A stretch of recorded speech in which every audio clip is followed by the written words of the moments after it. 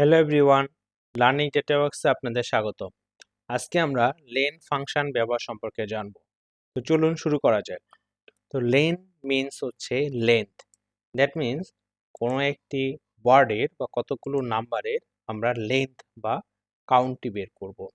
তো এখানে আমাদের কিছু ডেটা দেওয়া রয়েছে। এখানে আমরা লেন ফাংশনটি ব্যবহার করব। এই জন্য ইকুয়াল সাইনকে কল করব। ইকুয়াল সাইন কল করে এল ই এন লেন লিখে আমাদের ট্যাব প্রেস করি, ফর্মুলাটি চলে আসবে ফার্স্ট ব্র্যাকেট সহ। এখন জাস্ট টেক্সট, আমরা ভ্যালুকে টেক্সটকে সিলেক্ট করব, করে ব্র্যাকেট ক্লোজ করে এন্টার প্রেস করব। করে আমরা যদি এটিকে ড্র্যাগ করি, দেখুন একটি সেলে যে পরিমাণ ডেটা রয়েছে তার কিন্তু কাউন্টটি চলে এসেছে। তো প্রত্যেকটার কাউন্ট চলে এসেছে এবং এই ডেসিমেলের ক্ষেত্রে দেখুন 11.48, এখানে পয়েন্টটাকেও কাউন্ট হিসেবে নেওয়া হয়েছে। কথা যাই থাকবে তাকেই কাউন্ট হিসেবে নেওয়া যাবে। তো এখানে যদি আমরা কোনো কারণে একটি নাম্বারকে তুলে দেই, দেখুন তাহলে কিন্তু কাউন্ট কমে গিয়েছে। আবার যদি দুইটি দেই তাহলে কিন্তু দেখেন আমাদের কাউন্ট কিন্তু চেঞ্জ হয়ে গিয়েছে। তো এইভাবেই আমরা যে কোনো কাউন্ট বের করে ফেলতে পারি, যে কোনো সেলে কি পরিমাণ ওয়ার্ড বা নাম্বার রয়েছে। তো এখানে একটু রাইট সাইডে দেখি, এখানে আমরা ওয়ালেট নাম্বার নিয়েছি।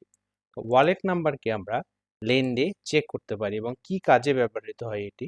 তো এখানে আমরা যদি ইকুয়াল সাইন দিয়ে সেম ফর্মুলা লেন লিখে টেক্সটকে সিলেক্ট করে ব্র্যাকেট ক্লোজ করে এন্টার দেই, আমরা ফর্মুলাকে ড্র্যাগ করি, দেখেন সব কিন্তু 11 চলে এসেছে।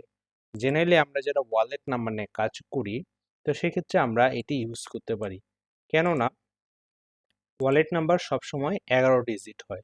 এখানে 9 ডিজিট বা 10 ডিজিট বা 12 ডিজিট হওয়ার কোনো কারণ নেই। তো এখানে যদি কোনো কারণে 12 ডিজিট হয়, দেখুন এটি কিন্তু আমাদেরকে দেখাচ্ছে যে এটি অলরেডি 12 ডিজিট।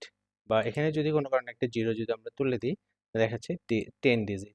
যারা ওয়ালেট নাম্বার নিয়ে কাজ করে বা এই ধরনের কোনো ফিক্সড নাম্বার নিয়ে কাজ করে, তারা কিন্তু লেন ফাংশনটি ব্যবহার করতে পারে।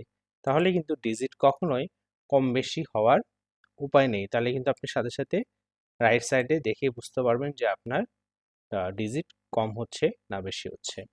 তো এখানেই শেষ করছি। ভালো লাগলে অবশ্যই লাইক, কমেন্ট এবং শেয়ার করবেন। ধন্যবাদ সবাইকে। দেখা হচ্ছে নতুন কোনো ভিডিওতে। সে পর্যন্ত ভালো থাকবেন, সুস্থ থাকবেন।